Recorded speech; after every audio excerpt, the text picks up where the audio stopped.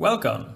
Before I talk about the major Entente powers in this series, I would like to discuss Romania's participation in the Great War, to see why and how this Eastern European country entered the conflict and what it managed to achieve despite its quick collapse. Let's see what we can find out. Romania had signed a treaty with the Triple Alliance back in 1883, promising help in case Austria-Hungary was attacked. King Carol I, a member of the Hohenzollern family, always favored the Central Powers, but his successor, Ferdinand I, was more opportunistic, just like Romanian diplomacy, and planned to pursue the old dream of uniting all ethnic Romanians. This would have meant war with Austria-Hungary, Bulgaria, and Russia, so for now, Romania was waiting for the best opportunity. When the Great War broke out in July 1914, the country remained neutral, although the political elite favored the Entente, and the new king had similar sentiments. Germany suggested that Austria-Hungary make territorial concessions to both Italy and Romania, but their partner would have none of that, which was understandable. Romanian demands were well known. Prime Minister Tisza in Hungary hoped back in 1914 that their eastern neighbor could somehow be kept within their alliance to avoid war, but by 1916 the situation had changed. Still, Romania was not in a position to wage war without serious assistance, partly because they relied on Austro-Hungarian rifles to equip their army. Romania demanded French and British arms shipments, an offensive against the Ottoman Empire and Bulgaria, and Russian help in case Bulgaria attacked in Dobruja. In August 1916, as the Brusilov offensive was slowly winding down, the secret Treaty of Bucharest was signed, although the British military attaché had warned his superiors that the country and its army were ill-prepared for war. In return for a declaration of war, the Entente promised to give Romania Bukovina, Transylvania, and Hungary up to the Tisza River. The country would be an equal partner at the peace conference, and neither side would make separate peace. Bessarabia was not mentioned, since it was part of Russia. On the 27th of August, Romania declared war, which caught the Central Powers by surprise. They did not station significant forces in Transylvania, as they were busy fixing the damage caused by the Brusilov offensive, so only local units were trying to slow down the Romanian advance, with not much success. The Romanian army had 650,000 men in 23 divisions, but it was poorly trained and equipped, while the Entente failed to break through on the Macedonian front, so no quick help was available.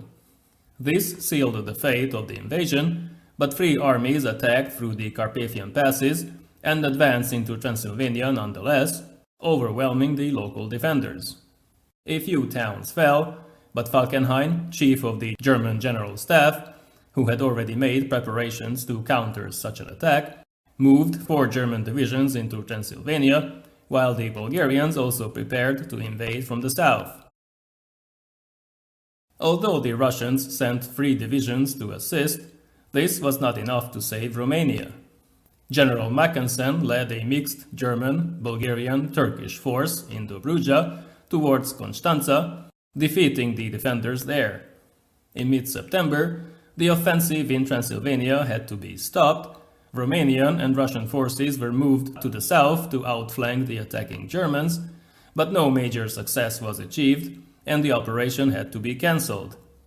In the meantime, the counterattack started in Transylvania, led by Falkenhayn himself, who was fired from the position of Chief of Staff after the failure at the Battle of Verdun. Romanian First Army was pushed back to the mountains. Second Army tried but failed to assist at Brașov, while Fourth Army had to retreat as well after Austro-Hungarian First Army placed pressure on it. By the end of October, all previous gains were given up. In early November, after taking a few mountain passes, the elite Alpenkorps, with Erwin Rommel in its ranks, and the entire German Ninth Army advanced and took more passes. In Dobruja, Mackensen's multinational army took Constanța and reached the Danube Delta, then prepared to cross the Danube further to the west at Svistov. On the 23rd of November, they managed to cross and linked up with Falkenhayn's 9th Army, which was advancing from the Carpathians. The Romanian army counterattacked on the 1st of December without Russian assistance. It quickly turned into a rout. 150,000 soldiers were captured by the Central Powers, and Bucharest fell in a few days. The government and the court moved to Iași. Only western Moldavia remained in Romanian hands, where the front stabilized after serious Russian reinforcements arrived.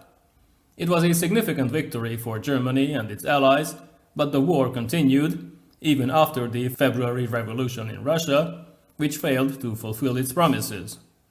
At the same time, the Romanian army was reorganized, its infantry divisions were made identical, but the artillery was also streamlined to make replacements easier. French armaments were received. A French military mission under General Berthelot helped retrain the soldiers. Soon the army grew to 700,000 men. When the Kerensky offensive started in July 1917, the Romanian and Russian armies achieved initial success in Moldavia, but the collapse of Russian resistance soon forced them to stop all attacks.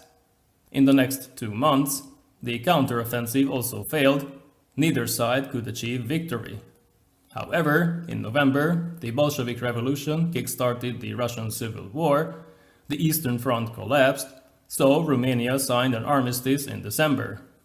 It was followed by the Treaty of Bucharest in May 1918, in which the now isolated country gave up some territory, demobilized some of its army, and leased its oil wells to Germany for 99 years, although its union with Bessarabia, which Romanian forces occupied after it broke away from Bolshevik Russia, was recognized by the Central Powers.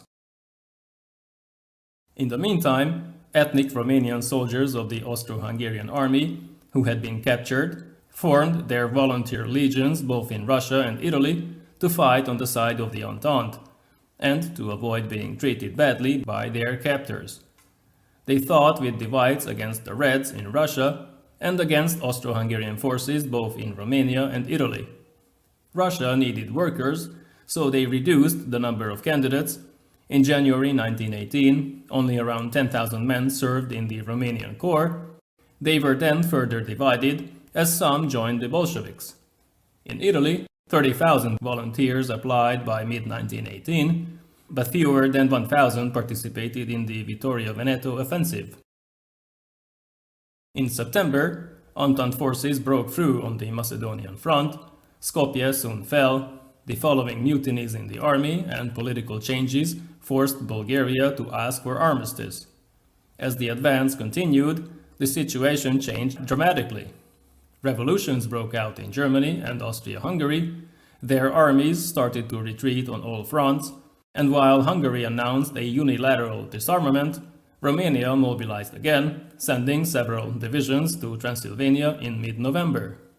The new Hungarian government signed an armistice in Belgrade, but Romanian demands were not met by this document, so their offensive continued. Bukovina joined the Kingdom of Romania. On the 1st of December, Transylvania followed, relying on the votes of local Romanian representatives. Soon, the entire region was occupied, followed by more Hungarian counties, as the Hungarian-Romanian War commenced.